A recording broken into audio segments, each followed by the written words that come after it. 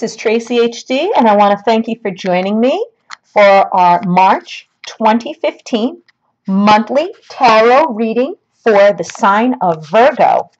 And as I shuffle the deck, I ask that all light beings, angels, and God please relay the message that I could share with my viewers for the highest good of all. At the beginning of the month, we'll draw a card from the top of the deck. And then for the middle, we'll draw a card from the middle. Okay. And then for the end of the month, we're going to pull a card from the bottom. Okay. This is the card from the bottom. Okay, and hopefully you could see those three cards there. Those three cards, the beginning of the month. I'll move this one over. Okay. We have here, let me just adjust these. We have here the Seven of Wands. And Virgo, in the beginning of the month, when we have these wands coming up, and of course the card is in reverse, okay, it's not right side up, this is in reverse. What this means is it represents someone feeling very insecure, somebody who's feeling that they're at a disadvantage.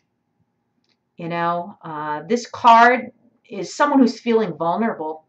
So to me, Virgo, you're starting the month of March feeling very vulnerable, very insecure. You know, you have a lack of confidence for some reason. You know, you're feeling inferior. You're not feeling yourself. You have questions, you know, about what it is that's making you feel insecure, and you can't seem to put your finger on it. You just can't seem to, how could I say? You're starting this month out feeling very confused, very vulnerable, not having much confidence in yourself. Hopefully the second card here is going to give us a little bit of insight of what that insecurity is because honestly, I don't think that you even know yourself what's making you feel insecure. You just feel this sense of, you know, like I said, insecurity coming over you in the beginning of March. When we go into the middle of the month, we have the Queen of Wands. Okay, so we have another, you know, wand card, but the Queen of Wands here, of course, is right side up. And this person is a very attractive, beautiful woman, you know, and she's sitting there. She has a very warm personality to her. You know, she doesn't seem like she's very emotional or out of control in any way, but she's warm, she's kind, she's very caring and sincere. You could just tell by the look on her face, she's not trying to pull any punches. She could be a very cheerful person as well, but in this card, she looks very, very serious. But she is very strong and very capable. She could accomplish anything she sets her mind to. Just like you, Virgo. You could accomplish anything you set your mind to. Virgo is a very mental type of sign.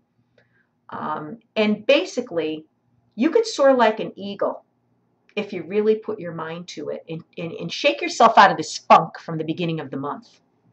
You could. This shows you that this is where you're at right now in the beginning of the month, feeling insecure, feeling very vulnerable. But by the middle of the month, you start owning yourself. You start owning it. You snap out of it, whatever it is. And believe me, that's what makes you so attractive, that, you know, you could accomplish what you set your mind to. But like I said, in the beginning of the month, we all get in this funk where we start doubting ourselves. You know, you could be the most confident person in the world, but sometimes we just get into these moods where it's just, you can't explain where these feelings are coming from. You just have to let them pass.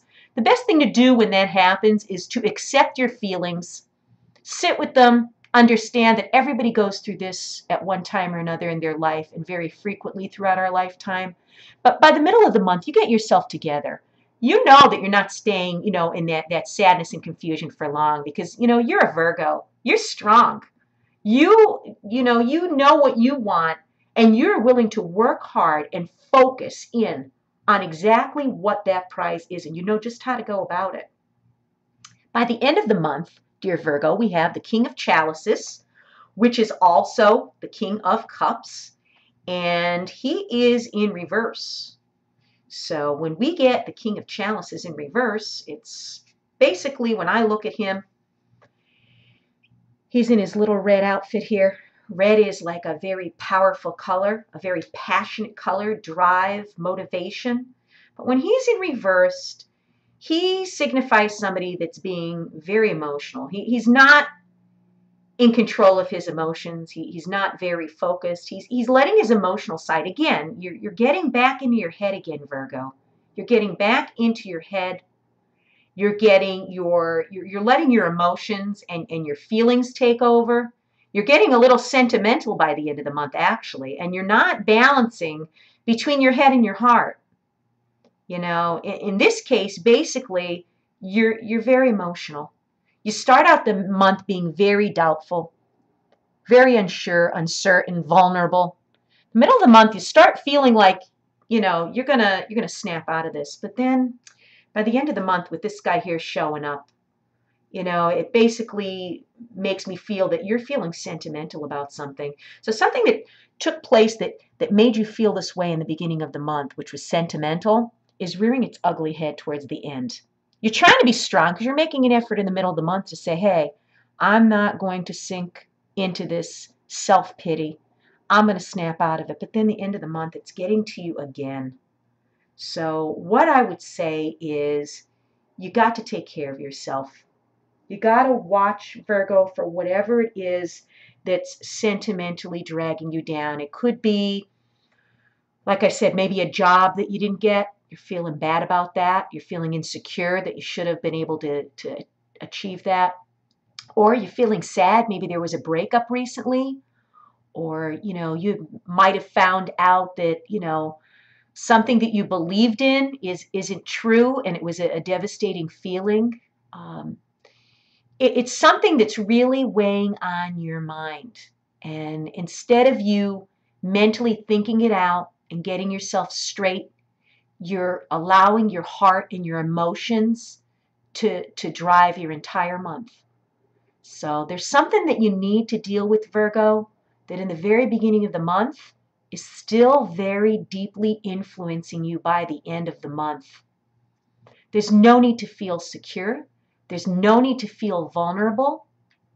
I usually say follow your heart because that can't lead you wrong. But in this case, Virgo, I want you to think things with your head and realize that whatever it is that you're feeling sad or sentimental, that feeling is going to soon pass. But I think you're struggling with it. You're fighting it. You're not accepting something in your life that's bringing you into this emotional state. You're not accepting it for what it is. And I'm not saying that if something bad had happened to you, that you don't have the right to grieve or the right to feel sentimental. We all do.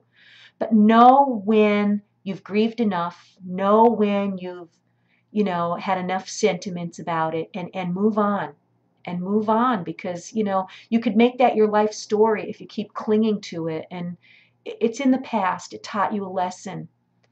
Whatever it is, dear Virgo, I know you're smarter than that you're going to pull yourself out of that emotional turmoil, and you're going to be like this card in the middle. You're going to be like this card in the middle.